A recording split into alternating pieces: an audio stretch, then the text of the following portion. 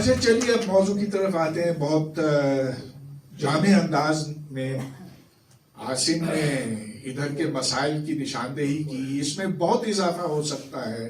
سلطان صاحب نے جو باتیں بتائیں کہ کشمیر کی تاریخ کیا ہے اور کہ اس خطے کے اوپر کیسے اوروں کی اجارہ داری ہے, کیسا کنٹرول ہے, اس میں بہت وزن ہے. میں اس کو ذرا بڑے تناظر میں, اس سے بڑے تناظر میں دیکھنا چاہوں گا.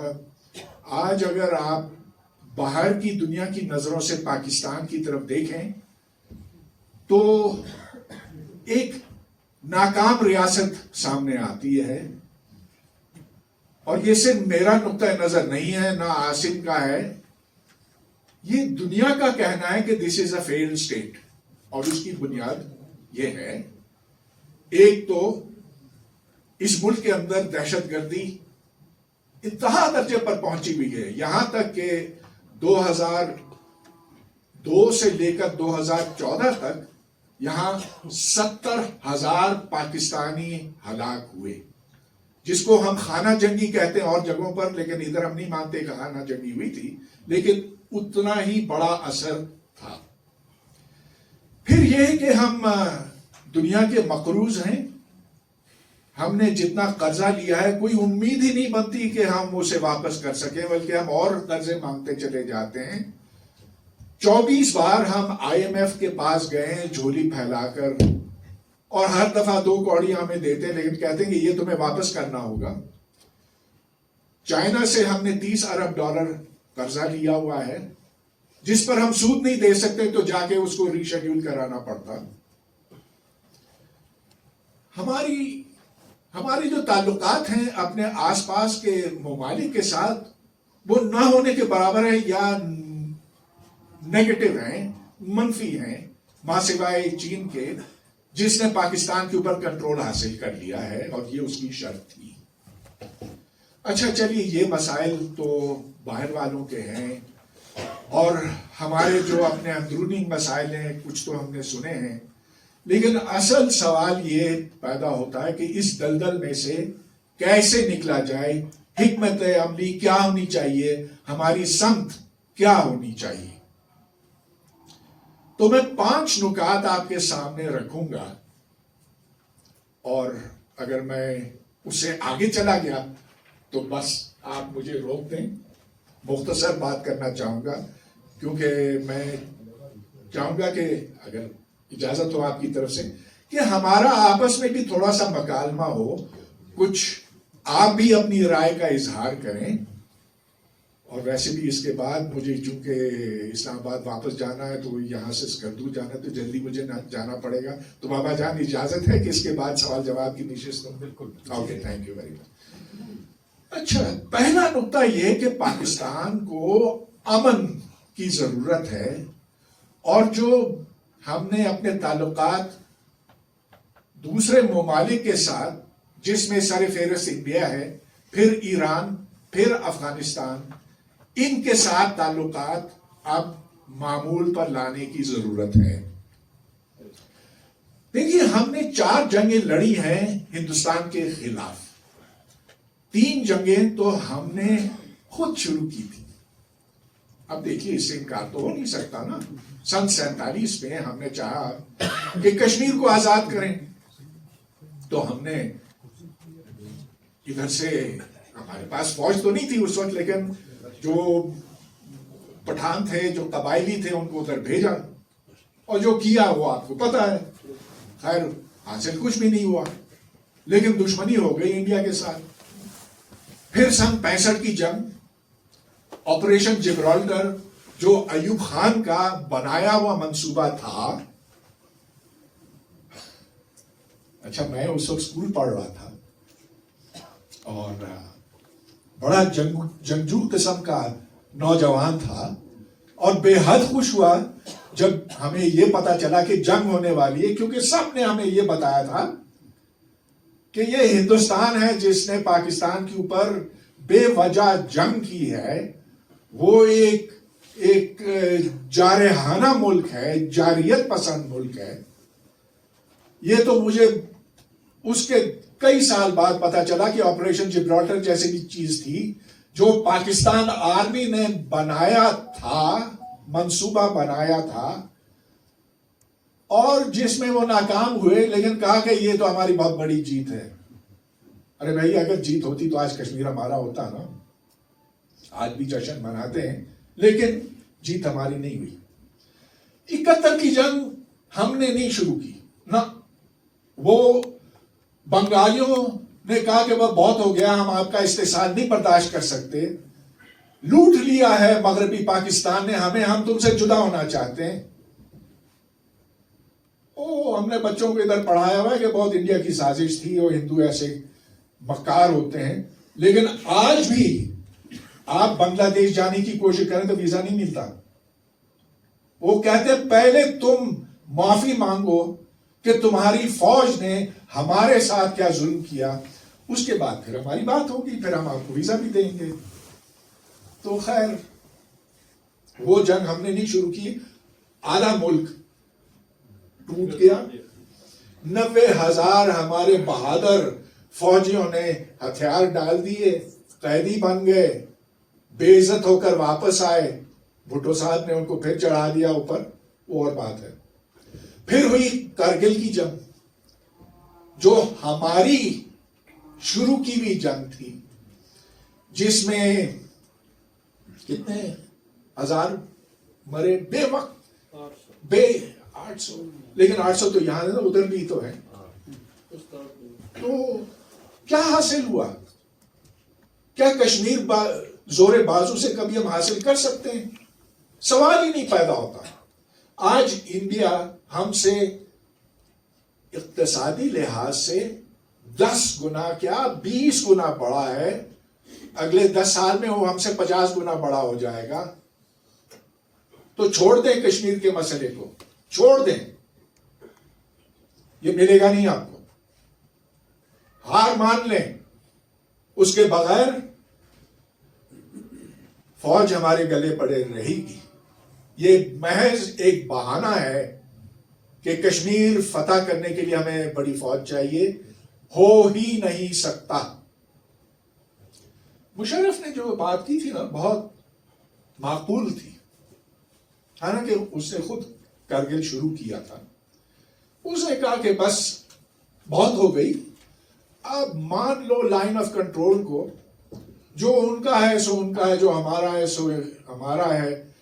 اس آنا جانا ممکن آسان کر دو، تجارت شروع کر دو، تب ہی یہ معاملہ کچھ ٹھنڈا ہوگا، وگرنہ نہیں.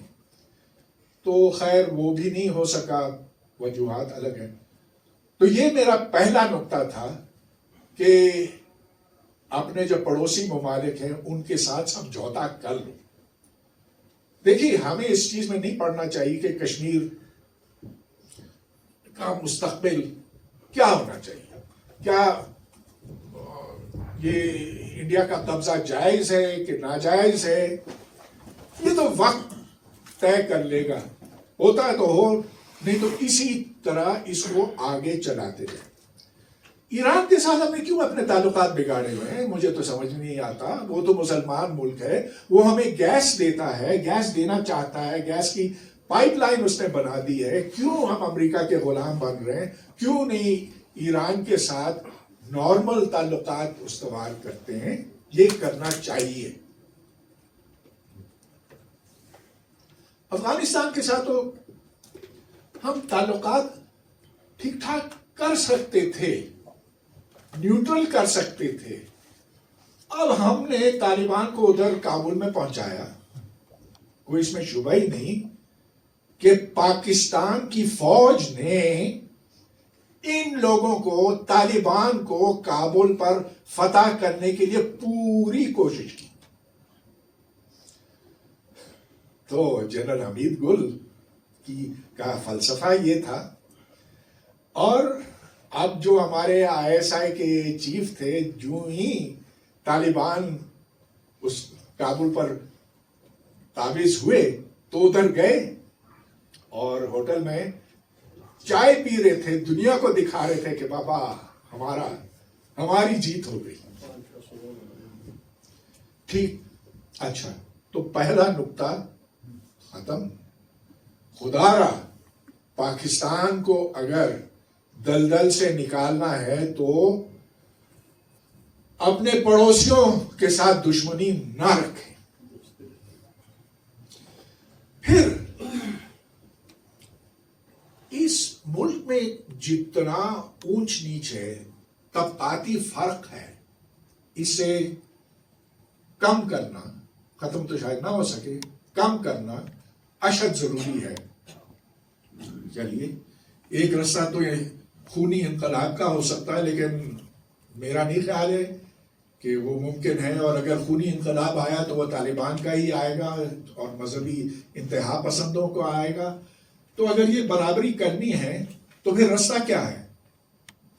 رستہ جناب ٹیکس کا ہے، مگر وہ ٹیکس نہیں جو آپ دیتے ہیں، وہ ٹیکس نہیں جو عام لوگ دیتے ہیں. ٹیکس کریں ان لوگوں کو جن کے پاس دولت ہے، اور ڈھیر ساری دولت ہے اور ناجائز دولت ہے. ملک ریاض تو ایک ہے، مگر یہ جو فوجی فاؤنڈیشنز ہیں، شاہین فاؤنڈیشن ہے، ایف ڈبلیو او ہے،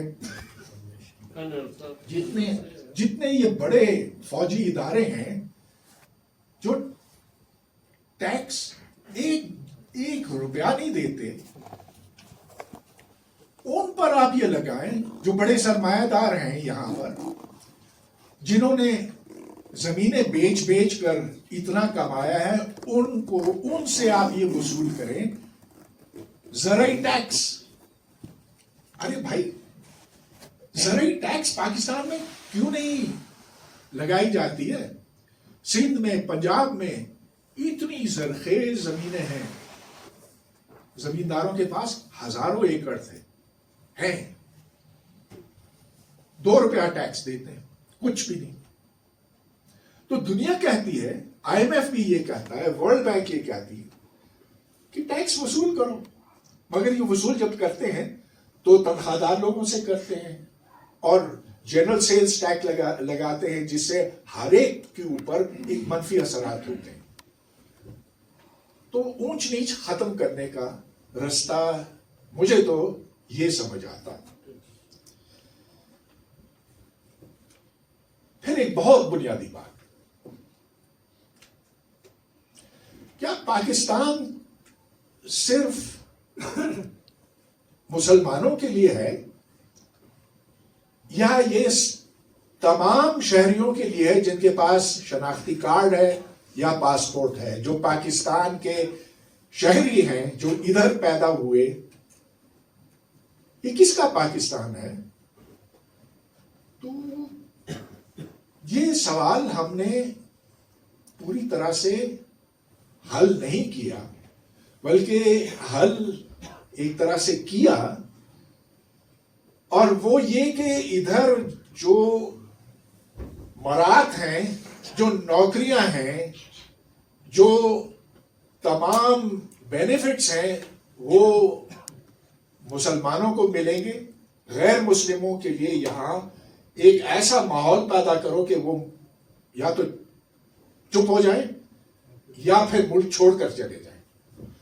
نتیجہ اس کا یہ ہوا ہے کہ پاکستان بنا تھا تو سندھ میں تقریباً 20% ہندو تھے، اب 3% رہ گئے ہیں. میں چونکہ کراچی میں پلا بڑھا، میرے محلے میں کرسچنز، پارسی بہت سارے تھے، اور بڑا اچھا خوشگوار ماحول ہوتا تھا اس زمانے میں. جب کرسمس ہوتا تھا تو وہ ہمیں کرنٹ کیک بھیجتے تھے، جب عید ہوتی تھی تو ہم ان کو بریانی کھلاتے تھے. اب وہ سارے کے سارے بھاگ گئے وہاں سے. اس ملک نے جو غیر مسلموں کے ساتھ برتاؤ کیا ہے شرمناک ہے. دیکھیے ہمارا دل بہت دکھتا ہے کہ انڈیا میں مسلمانوں کے ساتھ اچھا برتاؤ نہیں ہوا، کہ اسرائیل نے جو فلسطینیوں کے ساتھ کیا بہت برا کیا، لیکن ہم نے ادھر پاکستان سے غیر مسلموں کو آئینی حیثیت نہیں دی. ہمارے آئین میں لکھا ہوا ہے کہ وہ دوسرے درجے کے شہری ہیں. اور ان کو ہم نے اس ملک سے یا تو بھگا دیا ہے یا ان کے گھر جلاتے ہیں، جیسا کہ ابھی جڑاوالا میں ہوا تھا، 20 گرجا گھر ان کے جلا دیے اور پوچھنے والا کوئی گرفتاریاں نہیں، کوئی کچھ نہیں۔ اس کا نتیجہ یہ ہوا ہے کہ جو ایک بڑا قیمتی سرمایہ تھا ہمارے پاس، وہ پڑھے لکھے تھے، وہ انجینئر تھے، وہ ڈاکٹر تھے، وہ مینیجر تھے، وہ طرح طرح کے لوگ تھے، وہ سارے ملک چھوڑ گئے۔ کراچی شہر کو ہندوؤں نے بنایا اور پارسیوں نے بنایا۔ آج آپ کو کوئی پارسی، کوئی ہندو وہاں نہیں دکھائی دیتا، اکا دکا کہیں کچھ رہ گئے۔ آئینی طور پر پاکستان کو اب اپنی سمت بدلنی چاہیے۔ اچھا دیکھیے، ہم لوگ جو ہیں جب باہر جاتے ہیں نا بہت خوش ہوتے ہیں کہ ہمیں وہاں عزت دی جاتی ہے۔ تو میں آپ کو ایک واقعہ سناتا ہوں۔ یہ جو جماعت اسلامی کے امیر تھے قاضی حسین احمد، قاضی حسین احمد سے میں اس وقت یونیورسٹی آف میریلینڈ میں تھا، اور مجھے بتایا گیا کہ ایک میٹنگ ہونے والی ہے بروکنگز انسٹیٹیوٹ میں، آپ وہاں پر آئیں، قاضی حسین احمد آئیں گے۔ تو میں گیا وہاں پر، تو گول میز تھی، اس کے گرد کوئی 20 لوگ بیٹھے تھے۔ قاضی صاحب سے ٹی وی کے اوپر میرا اکثر مکالمہ ہوتا تھا، اور وہ اکثر بہت غصہ ہو جاتے تھے مجھے دیکھ کر بھی، لیکن چلیے وہ سب خاموش رہے۔ انہوں نے اپنی بات یوں شروع کی انگریزی میں، مجھے نہیں پتا تھا ان کو اتنی اچھی انگریزی آتی ہے۔ انہوں نے کہا I feel I have come to my own country. I can wear my own clothes. I can go and preach my religion. اور پھر ایک لفظ انہوں نے استعمال کیا، مجھے نہیں پتا تھا کہ وہ اتنا کچھ جانتے ہیں۔ This is a pluralist society. کثیر القومی ملک ہے۔ ارے بھائی قاضی صاحب، آپ تو ہر وقت گرجتے برستے رہتے ہیں کہ ادھر سیکولرزم سے ہمیں بچنا ہے، ادھر جا کے آپ سیکولرزم کو واہ واہ کرتے، ادھر آپ جا کے کہتے کہ آپ کو عزت ملی، یہاں آپ نے ہندوؤں کو، کرسچنز کو، احمدیوں کو ذلیل کیا ہوا ہے، اور آپ ادھر جا کے ایک تو یہ بات کرتے ہیں، دوسرے یہ کہ آپ کا پورا خاندان وہاں پر بستا ہے۔ کیوں؟ اس لیے کہ کھلا ماحول ہر انسان پسند کرتا۔ تو پاکستان کو بھی اپنا ماحول کھلا کرنا ہوگا، تمام وہ شہری جو پاکستانی ہیں ان کو برابر کے حقوق دینے ہوں گے، اور آئین میں یہ لکھوانا ہوگا جس پر مذہبی طاقتیں ایسے اچھلیں گی، ان کی آنکھوں میں خون آ جائے گا، مگر انسانیت کا رستہ یہی ہے۔ پھر جو سلطان صاحب نے بات کی، میں اس کو تھوڑا سا آگے بڑھانا چاہتا ہوں۔ پاکستان سارے پاکستانیوں کے لیے، یہ پنجاب کے لیے نہیں ہے، یہ پاکستان ہے، پنجابستان نہیں ہے۔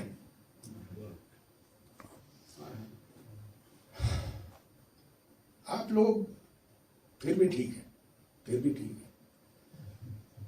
جائیں بلوچستان، ادھر ہر ٹیلے پہ، ہر پہاڑ پہ مشین گن روڈ کی طرف، آپ کی طرف ان کی نالیاں دکھائی دیتی ہیں، جگہ جگہ روڈ بلاک ہیں۔ میں بھی حال میں گوادر گیا تھا۔ اچھا مجھے تو کچھ نہیں کہ جب وہ روکتے ہیں مجھے کچھ نہیں کہتے ہیں، میں تو کوئی باہر والا لگتا ہوں، لیکن ادھر کے مقامی لوگ ہیں، ان کو روک کر ان کا شناختی کارڈ مانگتے ہیں، پوچھتے ہیں کہ تم کہاں سے ہو۔ ان کا جواب یہ ہوتا ہے، جو نڈر ہوتے ہیں، دبنگ ہوتے ہیں، آپ کہاں سے؟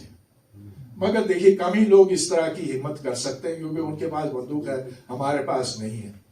تو خدا را پنجاب کے لوگ، پنجاب کی جو اشرافیہ ہے، پنجاب کی جو حکومت ہے، سمجھ لو اس بات کو، اس سے پہلے کہ مشرقی پاکستان والی صورتحال وہاں پر پیدا ہو، اس میں میں قصوروار پنجاب کو ٹھہراتا ہوں، اور وہ اہل اقتدار وہاں پہ جو زیادہ تر فوج میں ہیں، انہوں نے بلوچستان میں یہ صورتحال پیدا کی ہے، اور خدا نہ کرے کہ کسی دن وہ پاکستان کے دیگر علاقوں میں بھی یہ صورتحال پیدا کرے۔ سارا قصور انہی کا ہوگا۔ اچھا، آخر میں جو ہمارے دوست نے کہا کہ یہ میرا 5واں اور آخری مدعا ہے، آصف نے بھی اس کی طرف اشارہ کیا، نظام تعلیم۔ اتنا گرا ہوا معیار آپ کو پوری دنیا میں نہیں ملے گا، بشمول صومالیہ اور روانڈا کے، جو افریقہ کے پسماندہ ملکوں میں شمار ہوتے ہیں۔ یہاں جو ہمارے پڑھے لکھے گریجویٹس ہیں، ان کے پاس بی اے ہے، ان کے پاس ایم اے ہے، بعض کے پاس پی ایچ ڈی ہے۔ ارے انہوں نے کبھی زندگی میں کتاب ہی نہیں پڑھی ہے، کوئی خط نہیں لکھ سکتے۔ جب وہ سوشل میڈیا پر انٹریکٹ کرتے ہیں تو انگریزی غلط، اردو چلو گزارے کی کچھ کر لیتے ہیں، مگر سوچ زیرو۔ میں آپ سے سوال کرتا ہوں، آپ نے کبھی کسی پروفیسر کو کتاب پڑھتے ہوئے دیکھا ہے پاکستان میں؟ میں نے 47 سال قائد اعظم یونیورسٹی میں پڑھایا ہے، میں ان کے گھروں میں بھی جاتا ہوں اور دیکھا کہ بہت بڑا پلازما اسکرین لگا ہوا ہے، اتنا بڑا کہ یہ آدھی دیوار کے برابر کا ہے، لیکن کتاب ان کے گھروں میں کوئی نہیں، پڑھتے نہیں ہیں، کوئی مسئلے کا احاطہ نہیں کر سکتے، ان کی سوچ بھی کچھ نہیں ہے، بس وہ تنخواہ دیتے ہیں۔ اور ہم کہتے ہیں نا کہ یہ فوجی کرپٹ ہے، یہ بیوروکریٹس کرپٹ ہے، سب سے بڑے کرپٹ لوگ جو ہیں وہ پروفیسر ہیں اس ملک میں۔ میں خود بھی پروفیسر ہوں، لیکن اسی لیے میں یہ کہہ سکتا ہوں ان کو نزدیک سے دیکھ کر کہ وہ علم سے محبت نہیں کرتے، وہ تنخواہ کے پیچھے ہیں۔ نتیجہ یہ کہ جو ہمارا معیار تعلیم ہے وہ گرتا چلا گیا ہے۔ آپ جتنی بھی یونیورسٹیاں بنا دیں، آپ نے کہا لوگ اپنا پیٹ کاٹ کر اپنے بچوں کو کالج بھیجتے ہیں، ان کو نوکریاں نہیں ملتی ہیں، پھر بھی ارے بھائی نوکری کیسے ملے گی جب تک ان کے پاس وہ ہنر نہ ہو، وہ تعلیم نہ ہو، وہ سوچ کا انداز نہ ہو جس سے ایک جدید معاشرہ آگے بڑھ سکتا ہے۔ دوستو ذرا اس بات پہ سوچیں، جو ہمارے سامنے اس وقت دنیا میں سب سے بڑا ظلم ہو رہا ہے وہ کہاں ہے؟ غزہ میں اسرائیل جو مارے جا رہا ہے، ہر روز مارے جا رہے ہیں۔ کتنے عرب ہیں؟ 600 ملین عرب ہیں۔ کتنی دولت ہے ان کے پاس؟ بے حساب۔ کتنی یونیورسٹیاں ہیں ان کے پاس؟ ہزاروں۔ مگر کیوں ان میں طاقت نہیں ہے؟ کیوں دمخم نہیں ہے؟ کیونکہ جو انداز تعلیم کا ہے وہ انہوں نے جانا نہیں، اس کا مقصد نہیں جانا۔ تو وہ جو بیچارے نوجوان سمندر میں غرق ہو کر تباہ ہوتے ہیں، مر جاتے ہیں، اس امید میں جاتے ہیں کہ ان کو ادھر کوئی ملازمت ملے، وہ کیوں نہیں جاتے ہیں ویزا لے کر؟ کیونکہ ان کو ویزا نہیں ملے گا۔ ویزا کیوں نہیں ملے گا؟ کیونکہ ان کے پاس وہ سکلز نہیں، وہ ہنر نہیں ہے۔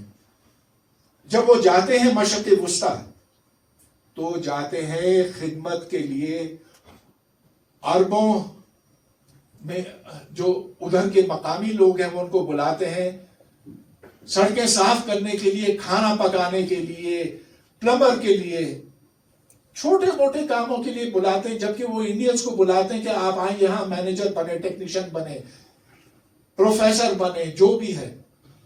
پچھلے سال جو ورک ویزاز دیے گئے تھے پاکستانیوں کو، 80% ڈرائیوری ویزا تھے۔ تو ہم صرف خدمتگار بن کے رہ گئے، اربوں کے خدمتگار. اچھا، اب یہ سوال پیدا ہوتا کہ ہماری تعلیم اتنی ناقص کیوں ہے؟ اس لیے کہ ہم نے تعلیم کا مقصد نہیں سمجھا. تعلیم اس چیز کو کہتے ہیں جو دماغ کے دریچے، دماغ کی کھڑکیاں کھولتی ہے، جو ایک بچے کو سوچنے اور سمجھنے کی صلاحیت پہنچاتی ہے. اسرائیل میں کتنے لوگ ہیں؟ 7 ملین، 7 ملین. کراچی کی آبادی 22 ملین، 23 ملین. یعنی کہ آپ 3 اسرائیل کراچی کے اندر فٹ کر سکتے ہیں. مگر کیونکہ ان کی جو تعلیم، ان کی جو تربیت، ان کا جو سائنسی انداز فکر ہے، اس نے اپنے مخالفین کو زیر کر دیا. آپ دیکھیے لبنان میں کیا ہوا، وہ جو پیجر کا آپ نے سارا قصہ سنا نا. بھائی کیا چالاکی، یہ جو چھوٹے موبائل فون ہیں ایسے. اچھا، اس کے اندر انہوں نے فٹ کیا ہے بارود. تو اتنے سے چھوٹے فون کے اندر آپ سوچیں 10 گرام بارود فٹ کرنا، اور اس طرح سے کہ یہ جب ایکس رے میں سے گزرے تو آپ کو پتا نہ چلے کہ اس کے اندر بارود ہے. اس طرح سے انہوں نے حزب اللہ کی تمام قیادت کو ایک وقت میں ٹھپ کر دیا. پھر بعد میں جا کر اوپر سے بم گرائے، سب کچھ. یہ چیز کیوں ممکن ہے؟ یہ چیز حماس کیوں نہیں کر سکتی؟ یہ چیز ایران کیوں نہیں کر سکتا؟ یہ چیز باقی مسلمان کیوں نہیں کر سکتے؟ اس لیے کہ ان کی تعلیم اس طرح کی نہیں ہے. You have to think scientifically. اور جو سائنسی انداز فکر ہے، یہ وہ چیز ہے جو ملکوں کو آگے لے جاتی ہے.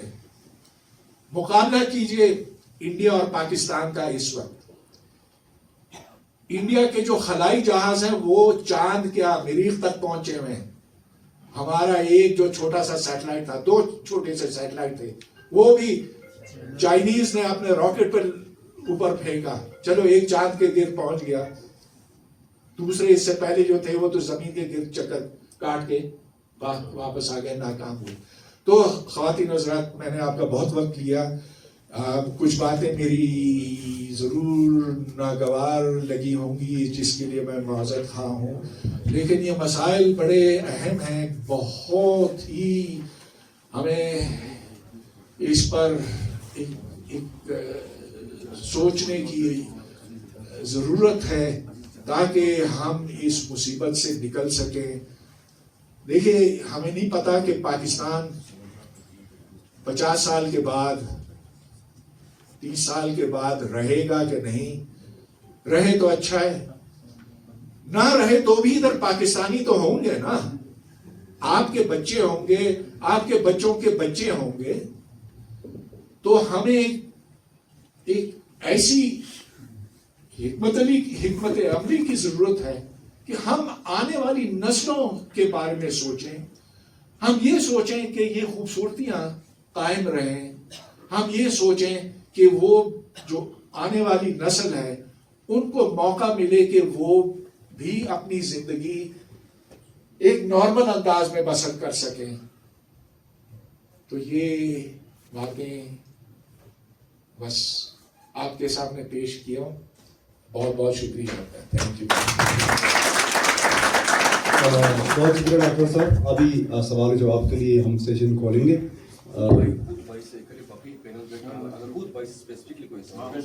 جی ڈاکٹر صاحب سے اگر کوئی سوال ہے تو آپ سوال کر سکتے ہیں. باقی پینل ہمارے پاس ہے. جو لاسٹ میں آپ نے بتا دیا ڈاکٹر صاحب کہ واقعی میں پاکستان رہے گا نہیں رہے گا، یہی سوال میں نے خود کرنا تھا کہ یہ جو 4 کالمز ہے ریت کے جو نا مذہب کے نام پہ جو پاکستان کو بنایا گیا ہے، اور اوپر بلڈنگ جو نا آپ نے یہ بتا دیا کہ پاکستان کو اگر بنانا ہے تو ہمیں ابھی ایک نئے سرے سے کوئی اس کے لیے جو نا لائے عمل طے کرنا ہوگا. ऊपर शीशा को अगर हम शीशा लगा दे फिर चूना करेंगे, एक ना एक दिन इसने धड़ाम से गिरना है। अगर सोचा जाए तो एक ना एक दिन इसने धड़ाम से गिरना है। अब ऊपर जो है ना शीशे लगाना या इस पे दीवारों पे जो है चूना करने को जो है ना यह भी कोई सूदमंद नहीं है मेरे ख्याल में। अब रही बात कि आया गिलगित बल्तिस्तान के हवाले से जो सुल्तान ने बता दिया है कि हमें कोई रास्ता तय करना होगा, अपना कोई रास्ता जो ना हमें अभी तय करना होगा।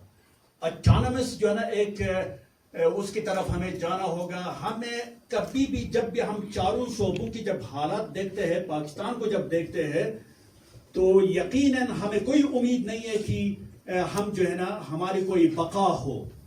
लिहाजा सुल्तान ने जो बता दिया है या एडवोकेट साहब जो बता देंगे या और भी जो अजीज साहब है और आप सारे हैं, हमें अपना कोई ना कोई रास्ता जो है ना इस वक्त तयन करना होगा और हमें कभी भी जो है ना पाकिस्तान की तरफ देखना नहीं होगा। 77 सालों से जो हम सफर कर रहे हैं, यकीनन बहुत बुरी तरह जो है ना हम सफर कर रहे हैं, लेकिन फिर भी आपकी जो है ना जबानों से अभी तक ये बू आ रही है कि हमें आईनी जो है ना यानी हुकूक दिया जाए, हमें ये किया जाए, हमें कुछ नहीं चाहिए, हमें अपने जो है ना एक जो है ना रास्ता तयन करना होगा। आपसे सवाल ये है डॉक्टर साहब कि आया पाकिस्तान आगे चल सकता है या नहीं चल सकता है? अगर चल सकता है तो आपके ज़हन में क्या है कि वाकई में इसको हम रिहेबिलिटेट कर सकते हैं या रिहेबिलिटेशन की तरफ जा सकते हैं? बड़ा बुनियादी बड़ा अहम सवाल है आपका। सन 71 में पाकिस्तान तो नहीं चल सका, आधा तो अलग हो गया और उस पे कुछ लोग तो खुश हुए कि चलो वो मुसीबत हमसे दूर हो गई, लेकिन अब जो रह गया है वही हालात पैदा किए जा रहे हैं। अहले इक़्तिदार जिसके लिए मैं जिम्मेदार ठहराता हूँ, जो सन 71 के थे बलूचिस्तान में खास तौर पर, लेकिन वो जो गम और गुस्सा है जिसका आपने इजहार किया वो यहाँ पर भी है। और शायद बुनियादी बात यह है कि जब पाकिस्तान का नारा लगाया गया जिन्ना साहब ने, उसके पीछे से एक बात थी कि हम हिंदुओं के साथ नहीं रह सकते। दो कौमी नजरिया क्या था कि वो कौम अलग ये कौम अलग, सारे मुसलमान एक ही कौम है, इनमें आपस में कोई फर्क नहीं है, हम अलग हो जाएंगे हिंदुओं से तो इधर जन्नत में हम पहुंच जाएंगे। ऐसा नहीं हुआ। तो अब जो अहले इक़्तिदार हैं, खास तौर पर जो फौजी और सियासी क़यादत है पाकिस्तान की, उनको ये बावर कराना है कि भाई तुम उसी रास्ते पे चल रहे हो जो याया खान और अयूब खान चलते रहे। तो बहुत अच्छी बात है आपकी, और सुल्तान साहब ने आपको एक रास्ता भी बताया कि किस तरह से इस मसले को से निपटा जाए। दूसरा सवाल थैंक यू सर। आपने बांग्लादेश की जो वहाँ पे सिविल वार हुई, उन्होंने अपने लिए एक रोड में, पॉलिटिकल रोड में उन्होंने इंतखाब किया और उसके लिए उन्होंने जंग लड़नी पड़ी और मुश्किल जंग। तो उसके बाद अब देखते हैं कि कोई 50 साल बाद ये जो रिसेंट तब्दीली आई है वहाँ पे, हम सारे खुश थे कि चले उन्होंने अपने लिए एक रास्ता लिया, एक इकोनॉमिक रोड में, पॉलिटिकल रोड में उन्होंने अपने लिए उसका इंतखाब किया एक सेकुलर पोस्चर के साथ। तो अभी जब ये तब्दीली आई तो देखते हैं कि उनके जो फाउंडर है उसके स्टेचूज को गिराए गए, और लेटेस्ट कुछ खबर ऐसा भी है कि वो करेंसी से भी शेख मुजीब की तस्वीर को वो हटाया जाएगा। तो अभी हमें अंदाजा नहीं है कि उसके मुतबादिल में वो यहिया खान की तस्वीर लगाएंगे या AK नियाज़ी के लगाएंगे। तो ये मतलब ये 50 साल में अभी हम दोबारा, क्या इस मट्टी के साथ कोई मसला है कि वो हमेशा पीछे की तरफ जा रहे हैं? तो आप किस तरह इसको देखें? ना, इसमें पीछे जाने की बात बिल्कुल नहीं है। वो मुजीबुर रहमान की तस्वीरें बेशक हटा दें, उसके स्टैचूज तोड़ दें। बांग्लादेश ने तरक्की की है और बहुत तरक्की की है।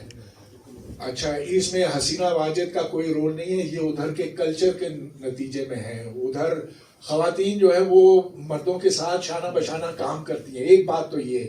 फिर ये कि उन्होंने अपने नज़दीक उन्होंने अपने पड़ोसी मुल्कों के साथ अच्छे ताल्लुकात कायम रखे। हालांकि इंडिया के साथ तनाज़ात तो होते हैं, वो पानी के मसले पर है, लेकिन उन्होंने ये नहीं कहा कि हम तुम्हारे साथ जंग करेंगे और ये 100,000 साल जंग होगी, और ये जो भुट्टो साहब कहते रहे 1000 साल जंग वाली बात। उन्होंने एक ऐसी सोसाइटी का कायम की है वहाँ पर। ठीक है, उसमें करप्शन है जैसा कि हमारे यहाँ है, लेकिन उधर इंफरादी आज़ादी यहाँ के मुकाबले में बहुत ज़्यादा है। अगले महीने मेरा बांग्लादेश जाना होगा, तो फिर मैं जो मेरा आंखों देखा हाल है उसके बारे में मैं ज़रूर बाद में किसी तरीके से आप तक वो बात पहुंचाना चाहूँगा। लेकिन जो बांग्लादेश के जो इंडस्ट्रीज हैं, जो ह्यूमन डेवलपमेंट इंडस्ट्रीज के लिहाज से आप देखते हैं, वो पाकिस्तान से बहुत आगे। हालांकि एक ज़माना था जब हम कहते थे कि ये बंगाली, ये तो काले ठिकने, अच्छे मुसलमान भी नहीं, उर्दू भी नहीं आती इनको, ये तो मुसलमान भी नहीं है। हम उनको हिकारत की नज़र से देखते थे। आज वो हमसे मीलों आगे निकल गए। थैंक यू डॉक्टर साहब। और कोई सवाल करना चाहते हैं? Honorable Professor, welcome to Hunza और अस्सलाम वालेकुम। क़िबला व काबा, आप हमारे लिए इतने एहतराम के लायक हैं कि हम इस सरज़मीन से आप में वो जहद देखते हैं कि इस सरज़मीन से हमारे हमसाया मुल्क पाकिस्तान के लिए एक मैसेज ज़रूर लेके जाएंगे। तो वो मैसेज आपके थ्रू हम भेजना चाहते हैं। बाय प्रोफेशन मैं लॉयर हूँ, और जैसे आप अपने शोबे के प्रैक्टिसिंग प्रोफेसर्स पे लानत भेजते हैं, इसी तरह मैं भी अपने पेशे के जो वकला हैं जिन्होंने आज हमें यहाँ पहुँचाया है, उन पर लानत भेजने वाले में से हूँ। और ये कोई मामूली बात नहीं है कि सिंध बार काउंसिल के खिलाफ मैं वो वाहिद लॉयर था जिसने एक मूवमेंट चला के उनके खिलाफ पटिशन दायर की थी, और उसमें अल्लाह ने मेरे दोस्तों के साथ मुझे सुरखरुई अता की। अब सिर्फ मैं आपसे एक रिक्वेस्ट कर रहा हूँ कि आप इसराइल की बात कर रहे हैं, और जैसे ये जो पेजर्स की बात की, वैसा ही एक हादसा हमारे साथ भी हो रहा है। और मुझे सिर्फ आप ही से तवक्कुल है कि पूरे हुंजा के बिहाफ पे जो हम पे आटे का बम यानी केमिकल वेपन्स हमारे खिलाफ इस्तेमाल हो रहे हैं इस वक्त पाकिस्तानी जर्नल की तरफ से, जो जब अपने आप तारुफ कराता है तो अपने आप को हाफिज कहता है, लेकिन मुझे कौई यकीन है कि कोई वो जाली हाफिज है। उसके लिए मेरे जेब में थोड़ा सा आटा है, तो आप अपने सिक्योरिटी के बिल्कुल वो आप अपने सिक्योरिटी वालों से ओके करवा के आप अपने साथ ले जा सकते हैं या नहीं, और उनको दिखाएं कि ये बम क्यों फेंका है। ये सवाल है, ये हमारे आइज़ाना इल्तिमास है। वस्सलाम।